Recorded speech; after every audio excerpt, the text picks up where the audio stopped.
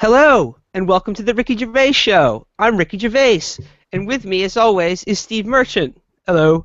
And Carl Pilkington. Carl, how have you been this weekend? Oh, I was mad. Followed an aunt around the park, and Suzanne missed her doctor's appointment. The flat has a ghost again. You idiot! Shut up! I hate you, you stupid idiot! Oh, it's mad, isn't it? No, guys, it's episode 6. It's episode 6 of the Chapo Trap House. I'm Will Menaker, but with me, as always, is Felix Biederman. What up? Matt Chrisman. Sup, bros? But we got a treat for you guys. Joining us on episode 6 is, I'm proud to introduce, the Australian plug, Matt V. Brady. How you doing, Matt? Hey guys, how's it going? Thanks for having me on the show. We've gone international. Matt is coming to us all the way from Australia. Isn't the World Wide Web a wonderful thing? He's here to put a shrimp on the barbie of our discourse. Yo, we got that Steve Irwin plug, the Coke and the Crocodile. Yo, he's bringing us that Kangaroo Jack dope straight off the boat. Animal Kingdom, what? Represent? I'm just happy to add some Southern Hemisphere flavour, some international culture to the Chapo Trap House. Thanks for joining us. On this week's episode, we are mostly going to be discussing the film Batman vs. Superman that we've all just seen. And I think there's... Justice. Yeah, have to add the Dawn of Justice. Well, yes, it is the Dawn of Justice. I think there's a lot to talk about here. This was a very interesting film. I felt hungover for most of Saturday, just after having seen it, because it was such a punishing sort of visual and auditory experience. But we have a lot to talk about. Yeah, me and Will saw it together. We saw it at the same theater that we saw 13 Hours, and this will be the same theater in 3 years when we're on episode 300 of Chapo Trap House, and we have to see all 4 of James Cameron's Avatar movies, and Batman vs. Superman 3, Justice Boy Pussy, finally brought the entire facade. But, yeah, it was a slog. And the first thing I said to Will once the movie ended was, a lot going on there. Indeed, there was quite a bit going on in Batman vs. Superman, and I'm very excited to break it all down with these guys. But before we do that, there's just one thing that we think we need to address. On last week's show, we did mention that there would be a profile of us coming out in Mediaite on Tuesday, and sure enough, on Tuesday, a profile of the Chapo Trap House by Sam Reisman was up on Mediaite, and it was pretty great. I'm just going to read the headline here. The headline is Meet Chapo Trap House, the funniest and most fucked up new podcast about media and politics. And again, this is by Sam Reisman, and he goes on to write, this is in our Chapo Press Clips section, he goes on to write, Chapo Trap House is different from any of the roughly 10,000 other podcasts about politics and the media in that it's produced without a single shred of good taste, professionalism, or restraint, and has no qualms whatsoever with imagining the gory, shameful deaths of op-ed luminaries. So, I mean, I couldn't have asked for a better bit of press coverage from us, but You totally got it. You got it. I mean, I couldn't have asked for it, but I paid for it. So. Well, you did, and that's the frustrating thing is that our plan to grow our listenership by doing kickbacks to media figures was uncovered by some incredibly perceptive sleuths in the comment section. I mean, I was gonna start out by saying thanks, Sam Reisman, for writing a really great piece about us, but actually I have to chastise him and block him because the way he wrote it, it was just too obvious to the whip-smart Mediaite commentariat that we paid him to do it. So, and like we got called out for it, So I think it's time now we gotta cut the grass right now and address some of these snakes that are in the Mediaite comment section talking shit about Chapo, I mean. And starting off, B Hubs says, "Sounds like a favor for a buddy. I'll check it out." And then Everclay says, "Yep," or "Someone got a bit of a kickback." So, right off the bat, these guys have us dead to They're too rights. fucking smart. That's the thing about comment section people, is that they're basically the smartest people on earth. Well, I think it's funny that people who can't afford kickbacks are jealous of people that can. Just goes to show how the world works. It's easier to criticize than to work hard to get some money to pay off the media to plug your own podcast. It's Smokey says, so Reisman is pimping out some obscure internet nonsense. What's his cut to come out to be? The answer is whatever it costs for me to buy this new microphone that I'm speaking to you on now. But, yeah. And you got the one from Democrat Mafia? I got Democrat Mafia queued up here. Democrat Mafia says, I wonder how much Mediaite charged these guys to write a story advertising their podcast. By the way, all three guys have less than 20,000 Twitter followers combined. If these guys are, quote, minor stars, then so are about 500,000 other Twitter users. Okay, can I point something out? Look, Democrat Mafia, I've always agreed with you. I've always respected you. But if you know me, you know that I had around 20,000 followers, just myself alone, before I was banned from Twitter for asking Asma al-Assad for feet pics. The thing I like about Democrat Mafia is that just his avatar and his name tell me that he's the guy who comments on every article about any kind of LGBT achievement, like someone comes out in a field like sports or something and says, "Why is this news?" Well, we had a couple friends reply to Democrat Mafia. I'm looking at it right here. Jezer said after his first comment, "I didn't even know Arthur Chu had a Discus account." And then Democratic Mafia comes straight back after that with, "Am I supposed to Google who that is now? Is that how this works?" Wow, what a shock. Mediaite's least woke commenter, which is no small achievement, doesn't know who the greatest POC of all time is. And then Parm from Twitter showed up and said, "Let's see your follower count, Democrat Mafia." And then he comes straight back with, "I have over 100,000 followers, so sure, tell me your Twitter handle and I'll DM you." That didn't work out the way you expected, did it? Whoops. His own logic has been used to prove his point.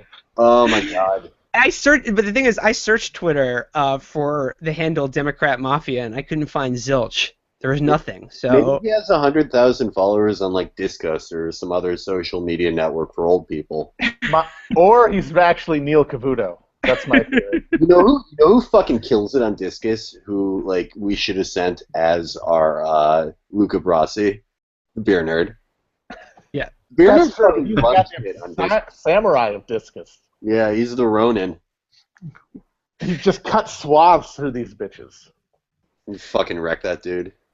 a lot of the Chapo Nation did show up in the comments section to say that either we have not condemned the war crimes of Assad, and then they responded to a lot of people by saying that they've proven our own point with their logic. So I just want to say thank you. This is what happens when you train. This is what happens when you train your soldiers well, and you just see them do combat, and it just fills you with pride. Chapo Trap House has become like a William S. Burroughs-esque word virus that's transmitting prodromal schizophrenia through the airwaves. I would hate it if I just commented on something and forgot about it, and I checked my email and there are 50 notifications from Discus fucking woke Assad commented on your post. Wow, they just proved your point with your own logic. Wow, ad hominem. Show me the feet, sweetie. I'd fucking end myself. Suck. And there's just one more snake that needs to be addressed. One more snake that we need to expose. Steve Richter chimed in with some very thoughtful comments. Steve Richter said, "They are talking about Bernie Sanders, and no one mentions that his policy proposals do not make sense." Parentheses, read Daily News editorial. Nothing on Bernie being a socialist, meaning government owns everything. And how can a conscientious objector order a bomb to be dropped on terror cells? Good question. There. He goes on. This is in response to someone who said, "Actually, the show is good." In response to that, he said, "What? The show is good because they do not mention that Sanders makes no sense? This is the kind of elephant in the room with all Democrat politicians and policy ideas. Black Lives Matter is baloney. Just study in school, show up on time for work, and do not resist arrest. Trump and Sanders are showing you do not need big donor money to run for office.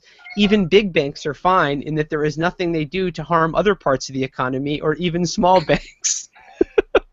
Wow, I didn't know that Bill Clinton had a Discos account. I like that he brings up Black Lives Matter because I don't think we've the only time we've even tangentially brought up Black Lives Matter is to like sort of very gingerly make fun of D-Ray. So, Steve, these guys, keep Black listening. Lives Matter is like it is the nightmare that all of these guys collectively share. Is some black person coming up to them. It's basically a politicized knockout game thing. Because you could almost argue that the knockout game was sort of like a Freudian, anxiety anticipation. Like they knew that this was coming, this sort of black political assertion of rights, and the tremors, the time quake was going in both directions, and the anxiety about getting knockout gamed was sort of this.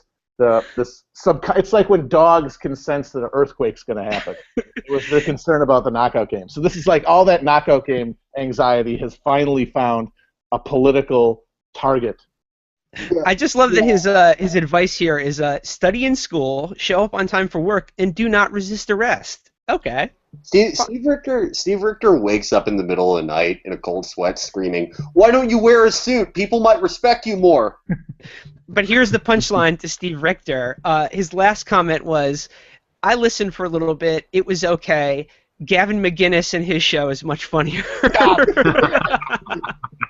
Damn it!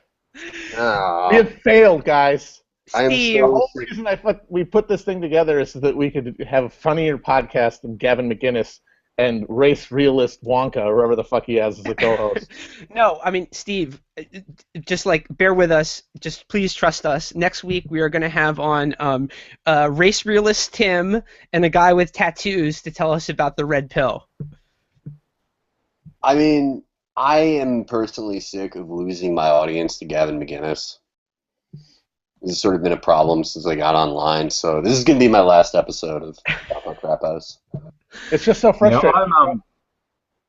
I'm Australian, so I'm coming at this from an outsider's perspective, but I have often wondered when listening to the podcast why you guys don't address why Bernie Sanders doesn't pull up his pants. It's just so frustrating. I mean, we try to put a good podcast together. We bring all this energy into it. I think that we're pretty knowledgeable, but none of us have been able to do anything as funny or as insightful as say in a bad Scottish accent that black people's skulls are shaped funny.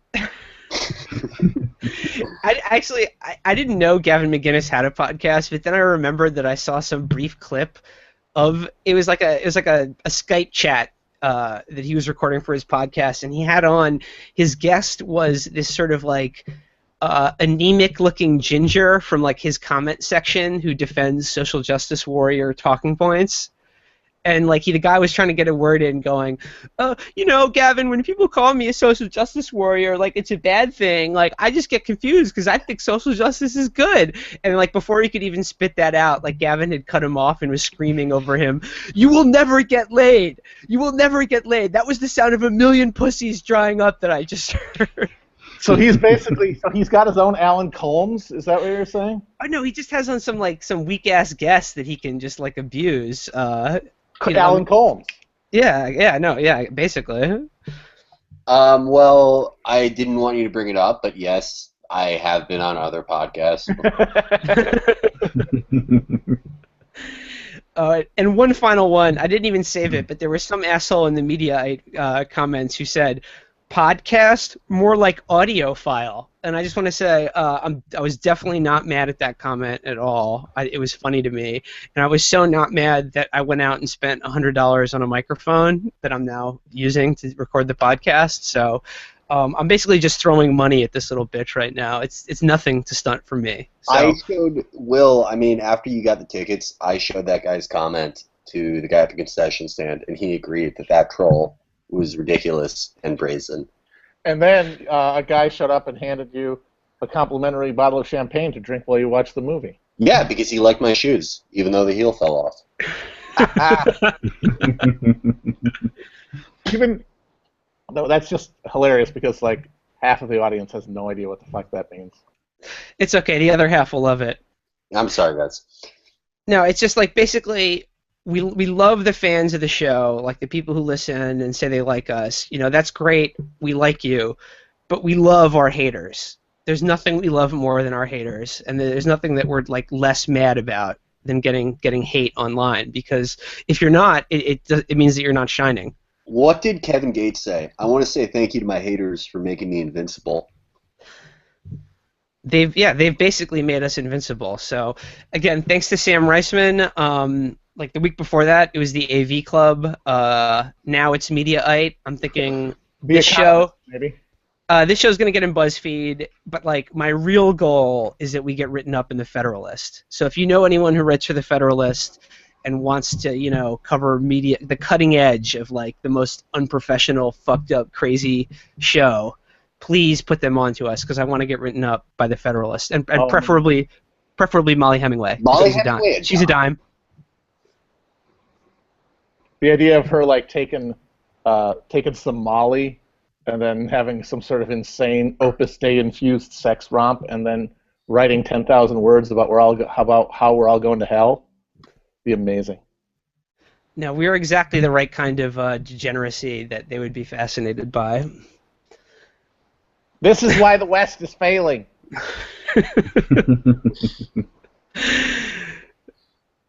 So, yeah, again, thanks for everyone thanks to Sam for the write-up and for all the haters in the comments. But now we must move along to the topic of today's show, as we said at the beginning, Zack Snyder's Batman vs. Superman. So, first of all, how was your guys' theater experience seeing this movie?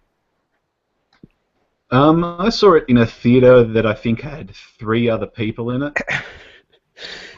I was sitting right up the back, and they were right down the front. One of the guys had his shoes off and his feet up on the seat.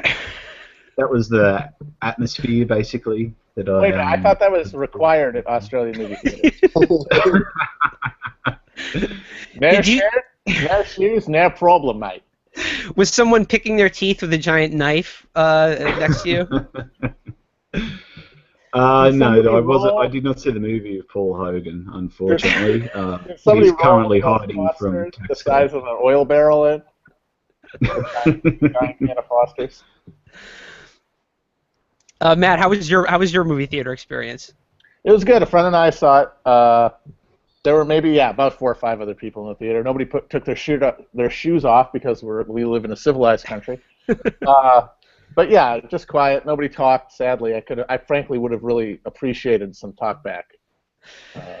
I would just anything to. It was mostly us actually, because for the first 20 minutes, my friend and I were just dying laughing at how absurdly grim and over the top traumatic it was. There was somebody with a kid, but like not a little kid, like maybe a a tween or something. They didn't start crying at any point, which was frankly kind of surprising to me. I think there was a kid in our theater, but like I said, Felix and I saw it in the same movie theater, the Court Street theater in downtown Brooklyn that we saw 13 Hours at, and it's like the Secret Soldiers of Benghazi. Yeah, it's like sort of a megaplex. It's kind of a dingy theater. It wasn't like. It wasn't as good as the time we saw 13 Hours because I don't think there was an operator in the theater. When we saw 13 Hours, the guy in front of us, I'm pretty sure was an operator. So I couldn't laugh as uproariously as I would have otherwise.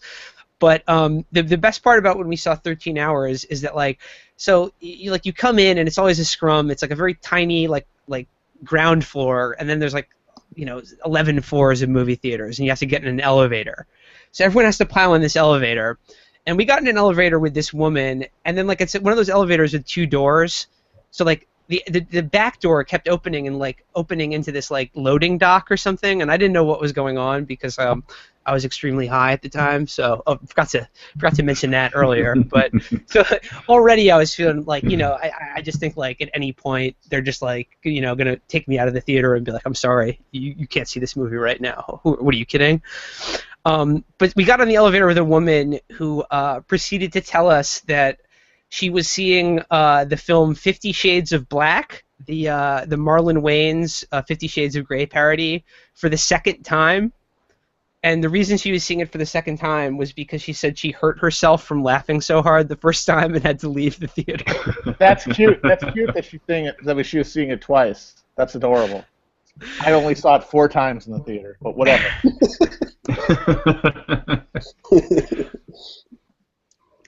And Matt, you mentioned how you were laughing at how unrelentingly grim this sort of superhero comic book movie was.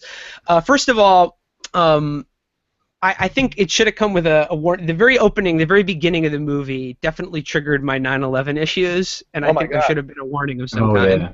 So what I was breaking, like what we were laughing at, I just couldn't stop laughing. It's like, so basically the second or third shot in the film is a close-up of a dead woman's face with gunpowder stippling on her cheek. That's Martha Wayne, then Bruce Wayne's mom, because we have to see Bruce Wayne's parents die in every Batman movie ever made. That was the first time I came during the movie. I personally can't wait for the far future when Batman's parents get killed with ray guns, because that's going to happen. Did you guys happen to notice what movie they were coming out of, too? Excalibur. It was Excalibur, the John Boorman movie. Yeah. Because what more fitting movie to take your 8-year-old child to than Excalibur? But that's appropriate, because it's just as fucked up to take your 8-year-old to see this fucking thing. That's very true. The second shot is a dead woman's face with the fucking powder on her cheek. Now, okay, in this like the Batman genesis of seeing his parents get gunned down, there was one in the Zack Snyder version of this story. There is one like notable difference from other incarnations of this mythology that I thought was important, and that is the guy who mugs them.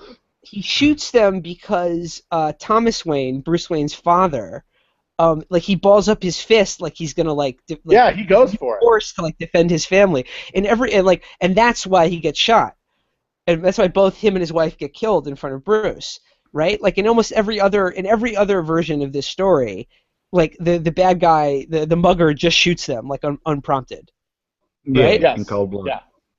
And in this one, it was like his dad tried to attack the mugger. So in a way, it's because justified. It was what I'm saying.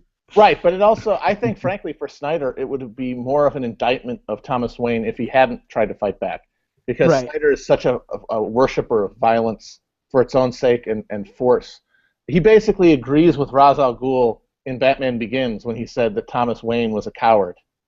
Yeah. He agrees that the Nolan version of Thomas Wayne was a bitch, basically. So he had to make his Thomas Wayne. Not only is he played by the guy who plays Jeffrey Dean Morgan. Jeffrey Dean Morgan, fucking badass comedian. But yeah, he's got to go for the punch. Just be like, my Thomas Wayne is not a fucking bitch, okay? Just right off the bat.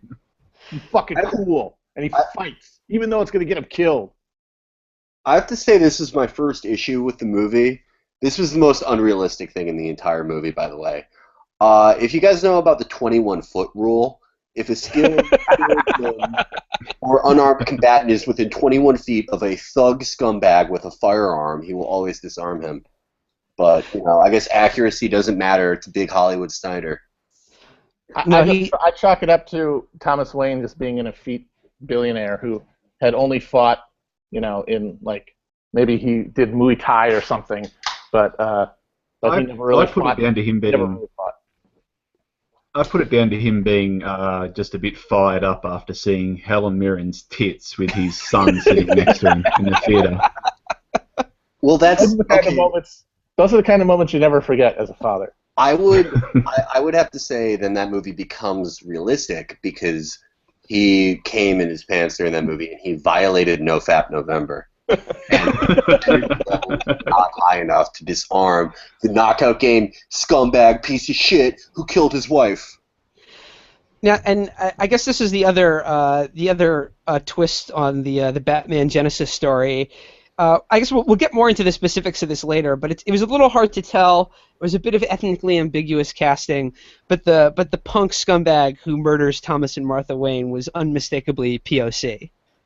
Yes, he was swarthy. Yes. We know what kind of POC he was. Me and Will know, but he was Kurdish. Remember that. Me and Will We're gonna come back to this later. Me and Will have a holistic theory. Remember, Mountain Turk. So first thing you see in the movie basically is this woman's dead face, and then 3 seconds later they go to Bruce Wayne trying to save his employees from the big fight in Metropolis that ended Man of Steel. And not only do you see all of his employees die in the Wayne Wayne Finance building collapse that is exactly like 9/11. It is 20 9/11s. It's a billion 9/11. So okay, so talks about how 9/11 is this recurring visual motif in films that have come after it. This is the most obvious, it's like Gus Van Sant's Psycho, shot-for-shot remake of 9/11. Batman is literally running into the gusting debris smoke, which is something you usually don't see in action movies where buildings collapse. That's one of those messy realities that they don't deal with. But here, no, you get the smoke. No, they went for the realism. But you don't just get that. He calls up the guy who runs it, presumably one of his employees, and says, "You got to get out," which is kind of hilarious because these. Yeah, no, Matt. I made note of that scene. So Bruce Wayne is rushing into Metropolis to save an entire building of his employees, and he calls the head of Wayne Finance in Metropolis, who's on the 40th floor of this office building, clearly watching some sort of watching these guys alien mothership destroy Metropolis. And Bruce Wayne goes, "You got to get everyone out. Evacuate the building now." And he's like, "Yes, sir. All right, everybody get out." And it's just like, wait, you were waiting for him to tell you to do that? Clearly, that really underlined. What? It really underlined that Batman must be such an asshole of a boss if his employees are too terrified to evacuate before he gives them permission. Wayne Enterprises clearly operates on the Führer principle. Not only do you get that, he gets the moment to realize he's going to die after the building gets cut in half by eye lasers, and then he starts praying. You get a close-up of a man coming to realization of his own death. The only thing it didn't include was someone just making the choice to jump out of the building rather than be burned alive. Yeah. I would like to point out that the head of Wayne Finance looked exactly like Ron Fournier. And he looked like Ron Fournier. And so the reason that they didn't evacuate the building was that Ron Fournier was like, well, the aliens are cutting down the building, but elevators break sometimes. I really think that Zod and Superman need to stop fighting and create some sort of settlement that is good for both parties. When he's praying, he's just saying in Latin, "Love that boy." Again, that's one of those 50% jokes. We'll see how many people pick up on that one. What I'm doing right now is called the Clifford Victory. I want to make one other point about what an asshole Bruce Wayne is as a boss. So after you see this building get pancaked exquisitely, collapsing into it, just imploding into itself, in probably a better controlled demolition than the one that brought down the World Trade Center. But, yeah, seriously, Halliburton should have been taking notes for the future if they do it again. So Bruce Wayne runs into the wreckage to save people, and one of the people that he comes across is a security guard for Wayne Industries. And this guy comes into play later, but his legs are crushed under an I-beam or something, and he's looks at his name tag and he's like, Greg, are you okay? And then his security guard, whose legs are crushed, and he's going, I can't feel my legs, goes, "You're the boss, boss." And it's like I feel like at that point, if he had called him like Bruce or Wayne or whatever, he would have just like left him there. Just be like, don't ever address me like that. That guy was already thinking of all his medical bills and how he needed to get them paid on his health insurance. I think that Bruce Wayne set up the controlled demolition out of some like Daddy Dom thing. This is official Wayne protocol. If you are getting crushed to death by a steel beam, you have to call me boss, daddy, Dom daddy, big daddy. So Chief. He had an insurance agreement with Larry Silverstein. That's why they had to do it. So we're introduced to Bruce Wayne during Metropolis's 9/11, but again, that triggered a lot of issues for me. Being from New York City and whatnot, and I wish they would have warned me going into the movie. But I thought the tone for the movie was actually set a little bit later when.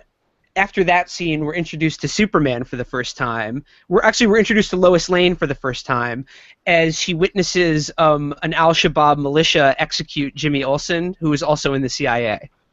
By the way, Yes. he doesn't even get a name in the movie. But that was Jimmy Olsen, right? No, it was. Yeah, it is. And this tells you a lot about Zack Snyder in that he thought that was a funny joke, that Jimmy Olsen gets ruthlessly executed by a bullet to the head without ever having his name spoken. Zack Snyder thought that was a really funny little Easter egg for the fans. The fans will love that. It's just a little cap tip for the fans. Jimmy, in Zack Snyder's universe, like the people on Twitter who are like say that reporters are feds, they're actually vindicated for once. They're totally right. Jimmy Olsen was a CIA psyop. Well, in reality, there is only one guy that good, and his name is Michael Weiss, and he looks like Matt Brady. But, in Zack Snyder universe, like all the tanky people are like, Jimmy Olsen's a fucking fed. How did he know that Superman was going to be here? And then he gets what's coming to him. He gets what all feds have coming to them. Blah blah. No, so Lois Lane is reporting on a story from like Africanistan in Africa. Yeah, I believe it was Yes. like Namaria. It was called Namaria. Namaria. Was it? Yeah. Because It's something- afterwards in the film, they only ever refer to it as, and I'm using quotation marks here, the desert. Yeah. I think it was like Nairobi. Like they took Nairobi and changed one letter, something like that. They didn't want to pay the Nairobi Tourism Board the license fee to use their name in a movie. But I assume that they were Al-Shabaab. But basically, Lois gets a gun put to her head, and then Superman shows up. Presumably, he was like halfway around the planet. Got wind that Lois is in trouble and comes and saves her. But he didn't do that for Jimmy. Yeah, fuck that guy. He's a fed. Jimmy Olsen there didn't actually suck is his some dick. indication in the movie that Superman's kind of a tanky, so it kind of makes sense. Yeah, in Zack Snyder's world, Superman is like half tanky and half D-Ray. That's totally true.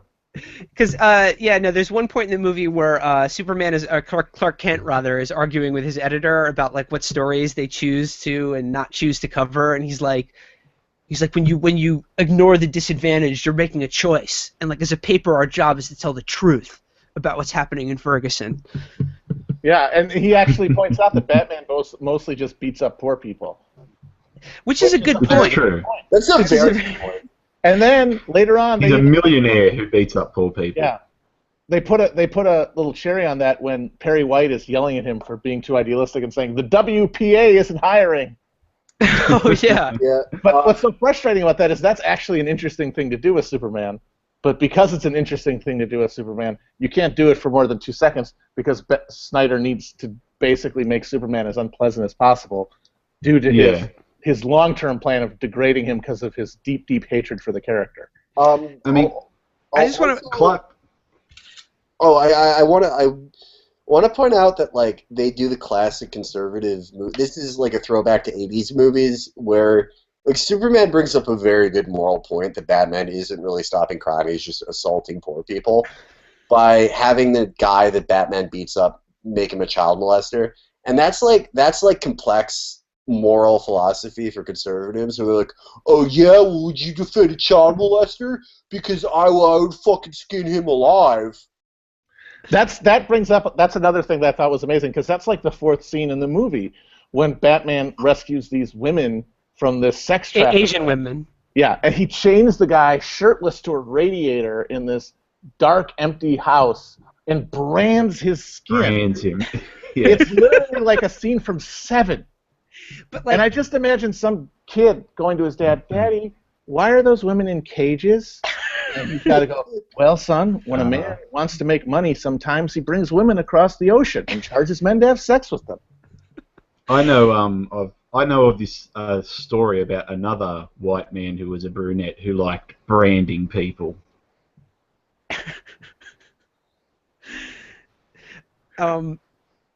The Bat brand is a total Zack Snyder invention as well. I've never seen that reference anywhere in the comics, but he just had to get that in, that he brands men before sending them into jail to be killed. Yes, they explicitly say that they get killed in prison if they have the brand, which I don't understand. Why, though? You think that there would be solidarity. Yeah, you think there would be respect. You think there'd be superstars. Yeah, it's like, yeah, man, Batman beat me up, not some fucking asshole cop. Yeah, it's like if you go to jail for killing a cop, like it's sort of like people respect you. If you go to jail because Batman fucking, fucked your shit up, I mean, people would be like, yeah, I respect that. Fair is fair. I mean, like, we established that this movie, just like if you pick up the actual film reel, there's coke dust on it. Like, this movie has but it's a combination of doing coke and conservative memes. Like, conservatives love, like, the moral world. They love the idea of, like, moral bikers who, like, go and beat up Westboro Baptist Church and kill child molesters in prison. Yeah. They know that doesn't really happen. They love rough justice in prisons, yeah. Yeah, this version of Batman would definitely join the Sons of Anarchy. Exactly, yeah. And you know what? Batman in Zack Snyder's universe is as fucking dumb as the Sons of Anarchy. He's just as stupid and incompetent. Oh, absolutely.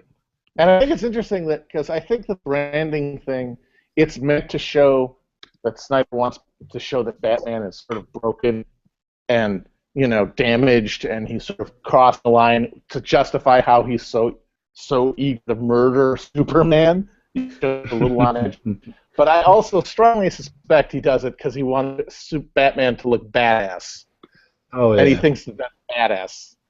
This is definitely the most violent version of Batman I've ever seen. Well, he murders people. Pretty much the first time on film. He goes out of it. He does not. It's not like he lets people die. He uses guns a lot in this movie.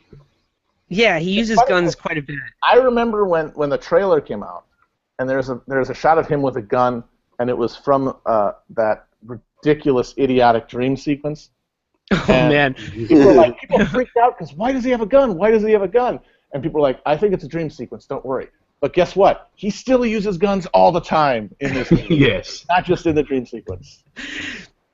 Now, I want to talk about like an Apache. The Batmobile is like an Apache helicopter on the ground with just machine guns, just destroying cars with people in them.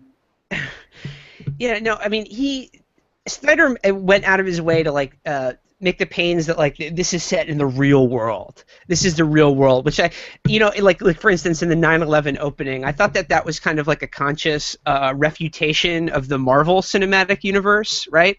Like we're at the end of the Avengers, like an alien army invades the middle of Manhattan, but seemingly buildings are raised and they do battle and the Hulk is jumping everywhere, leveling shit, but seemingly nobody dies in any of that. There are no casualties whatsoever. Whereas in Zack Snyder's version, it's when Superman and Zod fight each other, and I give him props for this. He makes it clear that thousands of innocent people are dying as this is going on. Yeah. I mean, in Zack Snyder's universe, the Green Lantern is going to commit Sabra and Shatila.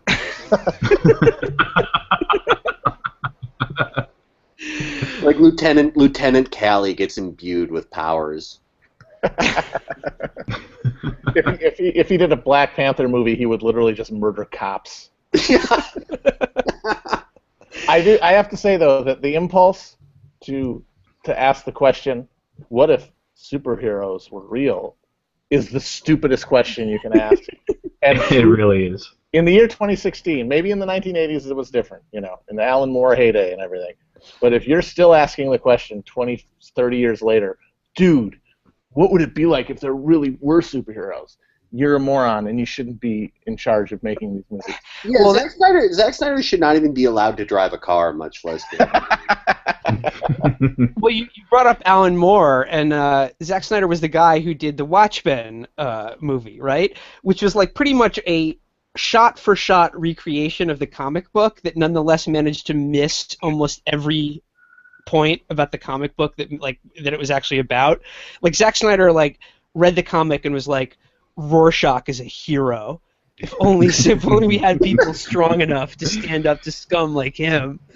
Where it was quite explicitly Alan Moore was writing that character you were supposed to be revolted and repelled by him. And he probably likes the comedian too. He probably really likes that guy as well. I'm sure that he thinks that Heisenberg is badass as hell and that Skylar's a bitch. Yeah. Well, Zack Snyder definitely called Skylar a bitch. Zack Snyder has 400 posts on Reddit /r Heisenberg's secret stash, where he posts 5,000 page fan fictions about Walter White killing Skylar. He has his own Joker makeup. Well, that's the thing that I kind of realized watching this movie is that. So Zack Snyder keeps making these superhero movies, but he clearly thinks that he is sort of above them. He thinks that that this kind of material is below his sort of aesthetic level, and that the reason he keeps making them, it seems to me, is that he is fascinated by the tropes of superheroes, but not the hero part, the super part. He is fascinated by anyone having that kind of power. And I think the power fantasy of superheroes is incredibly intriguing to him, and he just gets off on it on a libidinal level. And so, but movies like this and the superhero canon, the whole thing that is compelling is that you kind of put yourself in the place of some of these guys, right? If you in a Batman or a Superman movie, sort of what's compelling to a degree is which one are you rooting for, right? Which one do you identify more with? And I realized watching it that Zack Snyder identifies with Lex Luthor more than either Batman or Superman. Because Lex Luthor basically, he wants these guys to fight for no reason at all other than he just doesn't like them. And the thing he doesn't like specifically about Superman, because it's mostly about Superman, Batman's sort of just a handy person for him to fight. The thing he hates about Superman is his pretensions of being good. Because for Snyder, that kind of power is to be exercised without restraint. When he thinks of Superman, he's thinking of Superman in the Nietzschean, Randian sense, And anyone who would have that kind of power and would willingly submit to earthly morality is a fraud and a weakling and needs to be brought down. And all of these movies are Snyder shitting on Superman because he's disgusted by the fact that he will not just assert the power that he has. Let's talk about Lex Luthor, because Lex Luthor completes the triage of sexual pathologies in the movie. Superman he has sex. He has sex with a woman, but he has sex with a woman, but that's just that's a front. I mean, he's in the closet. Batman is Volcel. He's gay Volcel. Well, let's define our terms here for the listeners. Volcel means voluntarily celibate. Yes. And what about that girl in his bed? Matt, there were a lot of hallucinations in this movie. There were a lot of dream sequences. That was another dream sequence. Yeah. He's doing no fab. That was a real doll that Alfred built for him. But Malcolm Harris, Lex Luthor, he is incel. An incel in Zack Snyder's universe is that's the most powerful. There's no one more powerful than an incel. An incel can create beings from other worlds and bring them to light with their incel blood, as Lex Luthor does. Which Lex Luthor does. It was really jizz. Speaking of Lex Luthor, in the Blu-ray. Lex Luthor, could we talk about the scene where he makes Holly Hunter drink his urine? What's urine? I never heard of that. I'm talking about piss, mate. Ah, You're right. taking it. Yeah, the Todd Starnes shout-out scene. You know, with that scene. Yeah, that was not something I expected to see in a Superman movie. Was a U.S. senator drinking piss. Do you When think Todd do you think Starnes saw that guys- movie, he ran at the screen and he flattened against it like a cartoon. Do you think that Zack Snyder may have like some weird maternal issues with women in power? I think there might be. That like it's not enough for the senator to get killed by a bomb. It's also like, and the last thing she did before she died was drink piss. I think there's something to it. He is a dude in a Guy Fawkes mask in a basement who they gave more money to make art than anyone in history has ever had access to. That's been a great idea. Great choice. Like, what could Michelangelo have done with that? I don't know. It's depressing to think about. Yeah, imagine if Michelangelo was on our Child Free.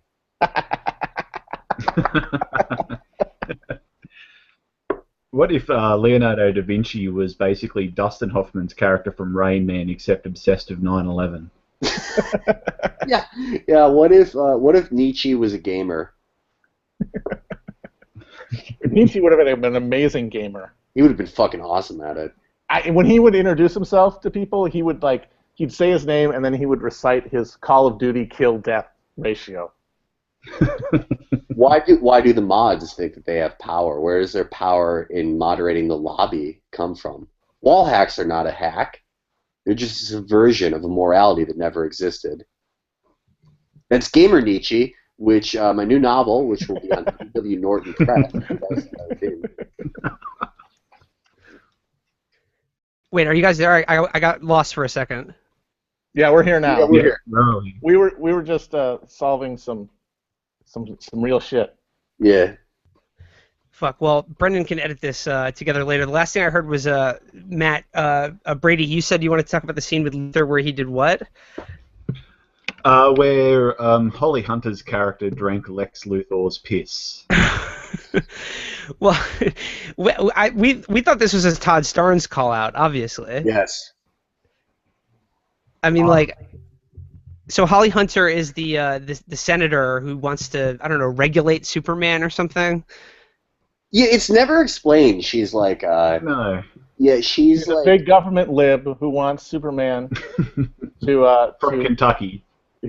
yeah, she's like if John Kerry in 2004 tried to regulate Superman because like it's like, oh, I was for him saving lives before I was against it. I don't know how the real world works. No, yeah, and then she says at one point to Lex, you can pee in a jar and call it Grandma's sweet tea, but it's still piss or something like that. And then right before Luther has her assassinated, he puts a jar of piss like on her desk in Congress. Yeah. She realizes she's been drinking from it, and she turns her cup around, and it has Granny's sweet tea written on it, and it is a suspiciously yellow tinged color. And then she and about 300 other people are killed in a bomb. Well, Superman is right there and doesn't do a goddamn thing. Yeah. Except stand in the wreckage looking mildly annoyed. But that's a perfect example of his contempt for the character, because that scene ended up not impacting the plot in any way. Like, it didn't matter at all. So he absolutely could have saved them. Like, he could have used X-ray vision, seen the bomb, thrown the bomb up into the air, saved everybody, and it wouldn't have changed the movie at all. And it would have been a neat little moment, and it would have been one of the few moments where you actually get to see Superman actually do anything. But no, he hates him too much for that. He has to stand there in this giant death explosion that he couldn't do anything to stop because he was too busy preparing his address to Congress that he didn't even get to give. All right, so two things. In that scene, we pointed out that Zack Snyder is, as Matt Brady said, like Rain Man for 9/11. Zack Snyder's deepest fantasy is that United Flight 93 actually did crash into the U.S. Capitol. And it happened. Years later, he was able to make it happen with the backing of a big studio. Okay, so in this scene is also very important to me because we have rapacious neoliberal Batman. The guy that blows unwittingly, some people think, blows up the U.S. Capitol building is the guy whose legs got crushed, and he hates Superman because he blames Superman for the collateral damage that, in his words, made him half a man. Now, when he is on TV, Batman is in Wayne offices, and he goes, why is he saying his life's so terrible? We send him checks every month, and we find out the guy is sending checks back. But when we look at the checks, when you actually get a closer look at the checks, Bruce Wayne is sending this fucking asshole $1,700 a month. And this dude is like extremely disabled. Like literally his legs are not part of his body anymore. I'm pretty sure he's missing both legs below the knee. Yeah, it's like, all right, well, like, I don't get it. Like, we send this guy, we pay this guy $20,000 a year to be incredible. Like, his life is fucking ruined forever. He has PTSD. He can't walk. He can't do his job. He has no training. He has kids. But Bruce Wayne, because he's Michael Bloomberg, is like, well, you know what? I donate to charter schools. I'm basically helping directly. He could drive Uber. Now, we mentioned before that Lex Luthor in this movie, we have pegged him basically as Malcolm Harris. Like, he's a stand-in for Malcolm Harris. And one of the reasons we know that is because he does get to live out the fantasy of, as we've mentioned, blowing up Congress and killing, like, most of our government, including Pat Leahy, by the way, who is also killed in that suicide bomb scene. Good. About time. Fuck that guy. God, what a fucking prick. Oh, can I be in your Batman movie? Oh, what about this one? Oh, there's a new one. Can I be in that one too? Yes, what's but that? You'll die. What's that? Hollywood would like more robust patent protections. Sure. Can I be in your Batman movie again? What if this was the studio's way of sending a really passive aggressive message? Like, they let him live in the other Batman movie, but they're just, like, so sick of him coming on set. Well, I knew Ted Stevens! And they're like, we don't care, old man. So they just brutally murder him in this movie. But you know the next one. Dick Cheney told me to fuck off. I'm the other senator from Vermont. Do you think they offered Neil deGrasse Tyson a similar deal that he could appear in the movie as long as he doesn't absolutely eviscerate it with his science facts afterwards? Yes, they bribed him. And oh my god, fucking Andrew Sullivan is in this movie too. Andrew fucking Sullivan, who nobody has heard from in the last 5 years. You can tell that Superman is dangerous because his skull has ridges that indicate propensity for violence. Yeah, I was about to say that's like was the single most unrealistic thing in the movie, besides the violation of the 21-foot rule, was that when Andrew Sullivan was on TV, he wasn't like, well, super people from Krypton just have a lower IQ and it's not racist. That was just part of the greater, just depressing reality of watching all of these quote-unquote journalists just kill themselves to go out there and be like, oh, it looks like Superman's doing something. Do we have you on the scene? Just, how do you have any self-respect? Well, one of them was Soledad O'Brien. So she was like, you know, what have you come to testify about Congress, about Superman? Like, please, give us your comments. I mean, like, Anderson Cooper was on there. I mean, okay, whatever. But you cannot ever from now on be in some war zone wearing khakis and reporting seriously. Motherfucker, you were talking about Superman. You volunteered to talk about Superman in a terrible movie because they asked you to, because you're a fucking starfucker. And because, like Ben Affleck signed, you know, a napkin for you? They have a cut scene where Seymour Hersh, like, goes up to Superman. You know, what happened to the security guard? I found out that Dick Cheney is trying to blame the Iranians on the attack on Metropolis. That's a really good Seymour Hersh impression. It's the only good impression, I think. It's literally the only good one. That and Dan Quinn.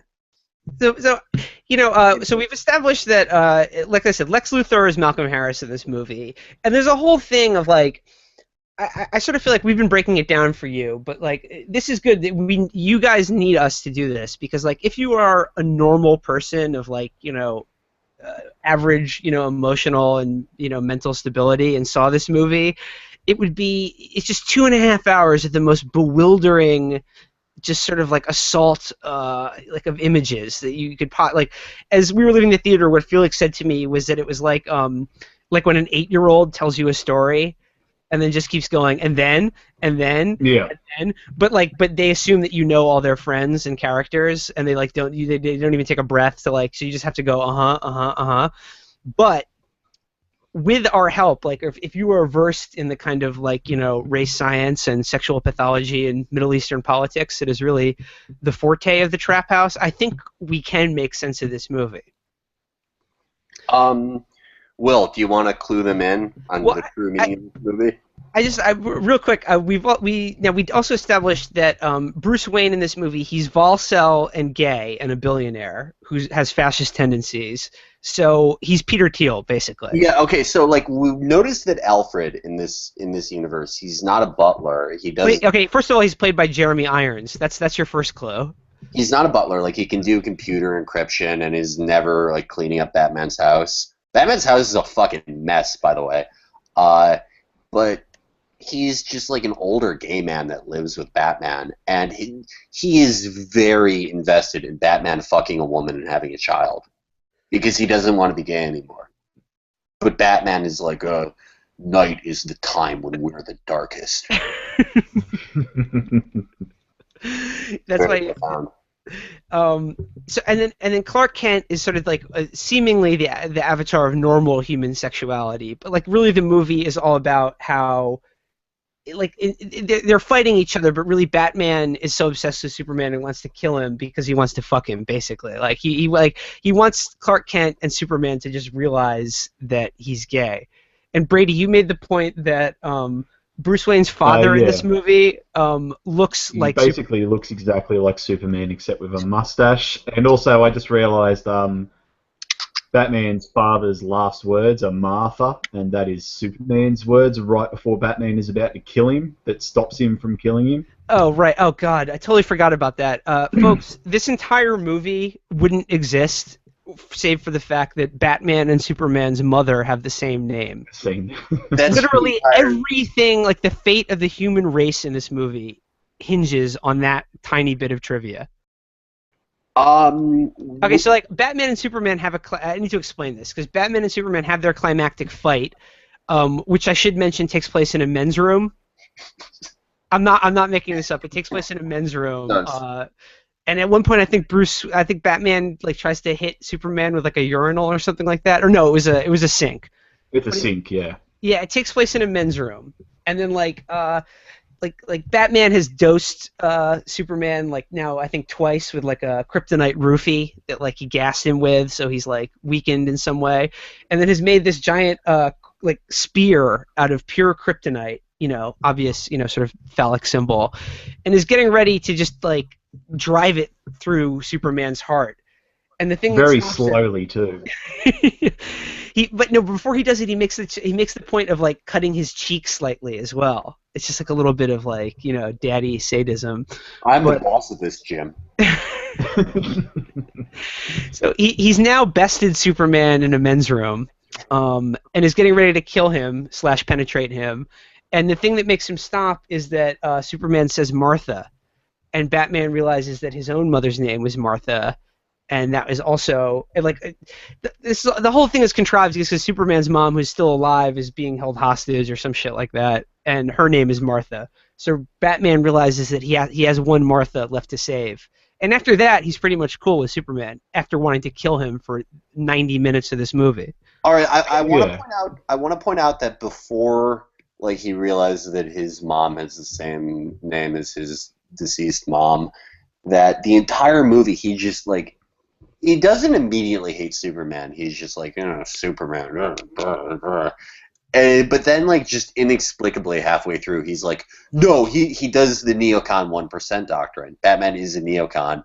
And he goes, if there's a 1% chance that Superman is not our friend, we have to kill him. And it's never explained why he thinks that suddenly, like, more than halfway through the movie. But Batman wouldn't kill Hitler if he found out that Hitler's mother's name was Martha.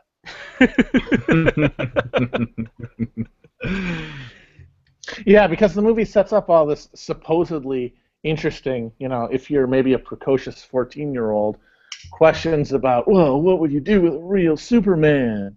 He'd be a danger. And then, yes, the entire thing collapses due to the freakish psychosexual shit going on in Bruce Wayne's head.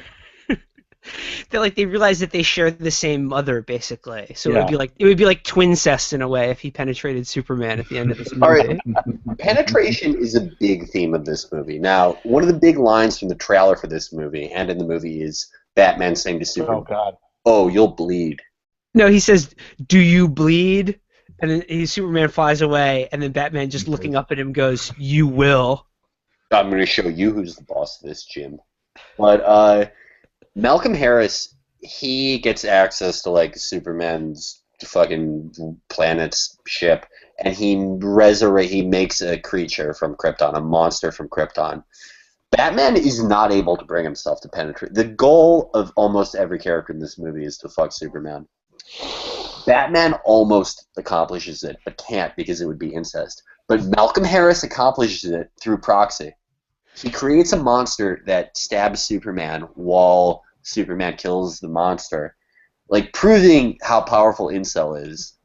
Incel is so powerful in this movie, and it's like, the Incel Nietzsche, aka Malcolm Harris, has like all these lines where he's like, God kills man because he is God. But if man kills God, then truly he is God. But if I fuck God, then then I will have the sweetest, nut of all. I mean, who knows? But and he spawns a Kryptonian monster by like squirting his like incel blood, his jizz, and incel blood into like a jacuzzi with Michael Shannon's body in it. Yeah. And that spawns a monster that takes up the last half an hour of the movie, and one of the most punishing and bewildering sequences maybe ever put to film.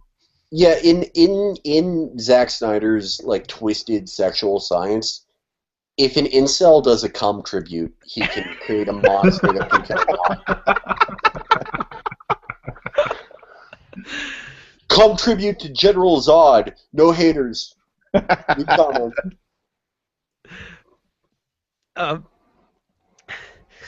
okay, so like that's one line of analysis in this movie, is that it's basically all about Volcel, Incel, and in this version of it, Bruce Wayne is Peter Thiel, Lex Luthor is Malcolm Harris, and Clark Kent is D-Ray. Yeah, he's D-Ray. But Superman is just is the god that we all wish we could be. Just sexually fulfilled and normal. But ultimately, that can never be the case. He can never really exist on this planet because such a thing is unheard of. There is another brand of analysis. But there is another sort of parallel analysis of this movie that Felix and I figured out after watching it that is very much in the Chapo verse as well. And it's correct. And it's also the correct and basically the only way this movie makes sense. And it sort of hinges on the fact that the only quite noticeable product placement in this movie is not Cadillac, not Coca-Cola or Budweiser or any of the things that are usually show up in movies like this, but it is in fact Turkish Airlines. And Ben Affleck did a series of commercials for Turkish Airlines as Bruce Wayne to sort of promote the movie. And there's a scene sort of towards the end where Wonder Woman, I'm sorry, did I forget to mention that she's also in this movie? It's fucking excruciating. But Wonder Woman is boarding a Turkish Airlines flight at the end of this movie when Metropolis's third or fourth 9/11 is about to happen, and she like leaves the plane. But there's lots of shots of like the Turkish Airlines logo in the movie. So basically, I mean, we don't need much evidence to just extrapolate from that Turkish Airlines is really just a front for the Turkish deep state, and as we all know, our good friend and sponsor of the show, President Erdogan and his AKP party. The realest on earth. Yeah. So the original title of this movie was actually Batman vs Superman: Dawn of Justice and Development. All right. So taking that, how do we look at the movie now? Superman is very obviously Tayyip Erdogan. He is a simple man who comes from simple people. people Exactly. feel part of his country. Erdogan's constituency is very much like the Kansas of Turkey. You know, they're simple, hardworking folk with simple Turkish values. He is pure. All he wants to do is good, but like people just keep doubting him. They're like, even after he kills all the YPG terrorists, people are like, "Oh, you kill innocent people. You don't know what it is." And he's like, Erdogan even begins to doubt himself. Exactly. Batman. He doesn't know if he can continue to do good. Now, also moving on, Batman slash Bruce Wayne is clearly America, right? Yeah, very good intentions. Like, Very good. and there's no reason that America and Turkey should be fighting. Like, They you know, want they're the both same NATO countries. They're both superheroes, but why are they fighting? And it's just about that Superman just has to make Batman realize that he was mistaken because they both share the same mother, which in this scenario is, I don't know, we can... Osman. Who? Osman the First, the founder of the Ottoman Republic, who faked his own death to come to America as Christopher Columbus. But essentially, the problem with America and with Batman and Bruce Wayne is that we're a very powerful country, but our fatal flaw is that we've become very cosmopolitan and very secular. And as such, we doubt God. We doubt Superman. Yeah. And we question him when we should be, like, you know, we should be revering him, really. That makes, and for those who are keeping score, that leaves Lex Luthor as the hideous, plotting traitor, Gulan. Well, he's a businessman. Lex Luthor is a businessman, but he uses his business for like nefarious, underhanded means to kind of like, you know, strictly to undermine Superman, aka Erdogan. And just to wrap up this analogy, this leaves Lois Lane as Azerbaijan. No, there's a few more because I did mention that Wonder Woman is in this movie. Oh, right, she's Israel. Yeah, Wonder Woman is Israel. She's played by an Israeli actress, but she just sort of shows up out of nowhere and saves Batman at the last second in one scene, and that's sort of like how Israel or Saudi Arabia. I don't know. You can pick or choose which one Wonder Woman is in this case, but I believe Saudi Arabia is Master Wayne. No, I mean Alfred. Alfred, yes, Alfred. Yes. Wonder Woman is Israel. Alfred is Saudi Arabia. So that leaves at the end the Doomsday Beast that Gulan spawns with his cum tribute is definitely okay. Like the Doomsday Beast, like the reason they can't that it's almost impossible to kill is that it absorbs energy. So like every time they shoot it with bullets or eventually fire a nuclear weapon at it, it just sort of absorbs radiation and becomes even more powerful. The Doomsday Beast in this scenario is obviously a metaphor for a nuclear-powered Shia power center in the Middle East. Right. They love. You can't hit them with bullets. Like it's martyrdom. Martyrdom works the same way that this awful creature works. And it's sort of at the end of the movie. Now, was there a post-credit sequence in this movie? Did you guys stick around to find out? Actually, I wasn't sticking around to find out. Yeah, there's no way I was going to stick around after 2.5 hours of this fucking thing. But they're clearly setting up like the Justice League movie, of which the primary adversary will be Darkseid, which is definitely Iran. That's Iran and Hezbollah, yeah. Yeah, like that's the one who's like pulling the strings from like, you know, from beyond, like the one who secretly orchestrating everything, even Gulen, even causing America to doubt Turkey and our great alliance. It's Iran is pulling the strings from behind. Also, I want to point out, okay, there's a terrible future scene that makes no sense, but now it does. So in this awful future scene, Batman is wearing like a duster cape, like Mac from Always Sunny in Philadelphia, and like going to retrieve some kryptonite. But then he just like gets set up by his own men, and Superman goes, "You took her, the only thing that mattered," and kills him. And there are also these awful fly creatures in the background, and they're never explained. These awful alien, hideous monstrosities. But if you put mine and Will's theory into place, it makes sense, because those are Yazidis.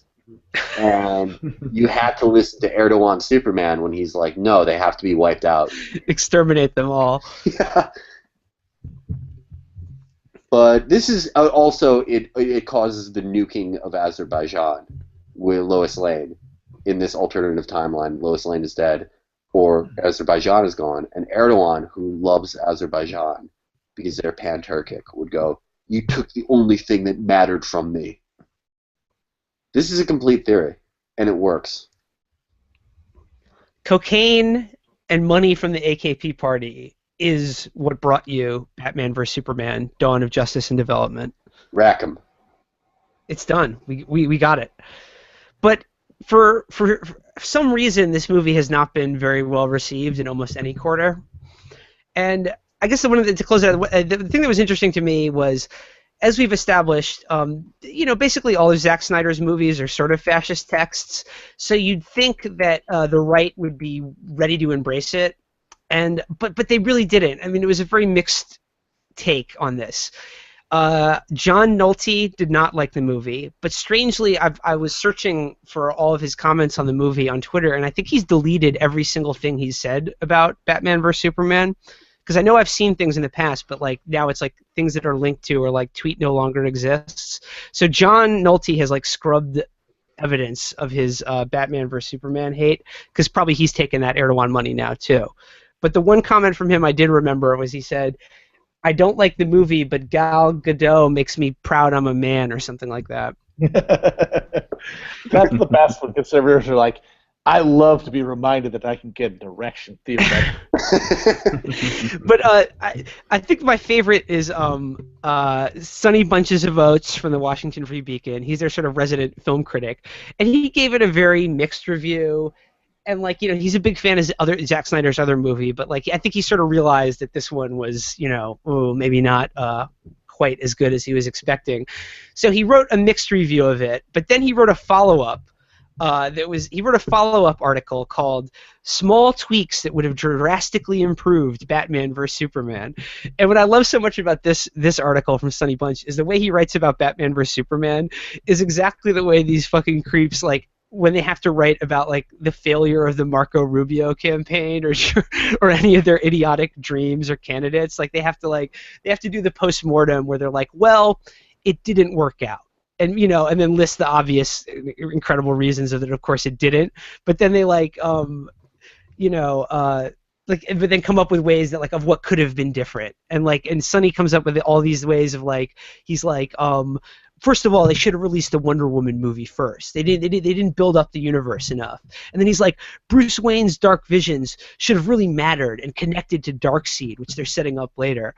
But yeah, Sonny. Sonny Bunch has a crush. He likes to go. This movie was so fucking long; it should have been called "Waiting for Gal Gadot," in my opinion. Gosh. Ooh, I do agree with him, references, literary. What this movie definitely needed is more pointless, out of nowhere setup for future movies, because that's always the best thing in any superhero film, are the times when it has to come to a complete halt to advertise the next fucking superhero movie. Those are always the most compelling moments. Can I just quickly add that the only time I actually burst out laughing in the cinema was when Wonder Woman appears for the first time and the fartiest of fart rock guitar breaks out on the soundtrack.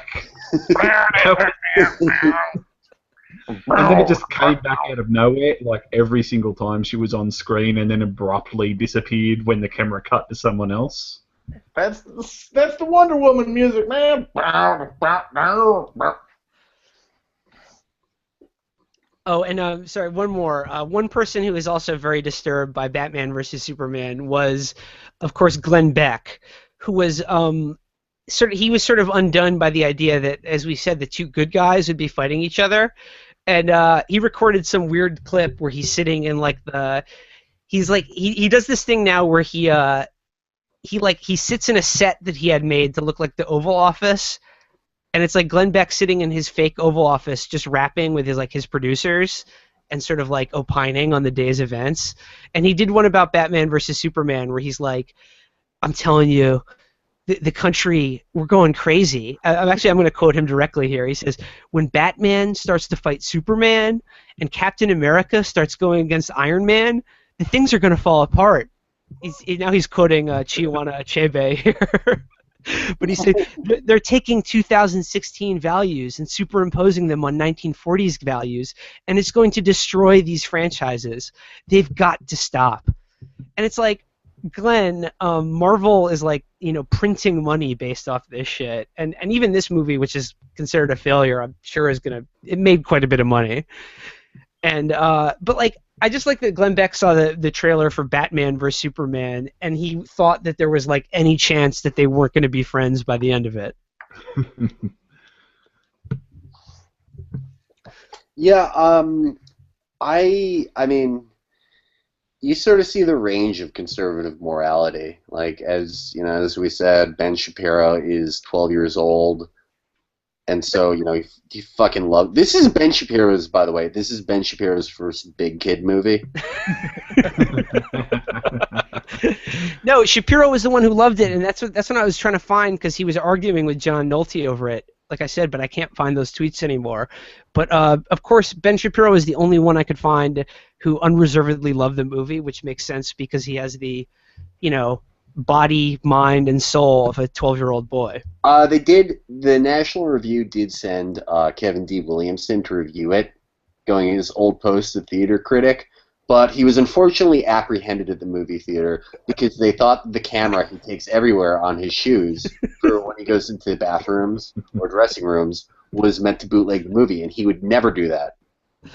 They also thought he might have a weapon under the voluminous cape that he brought with him. Yeah, oh yeah, I'm sorry that these uneducated thug movie theater employees do not realize that some people like to bring an extra cape to the movie theater. It gets kind of cold in there.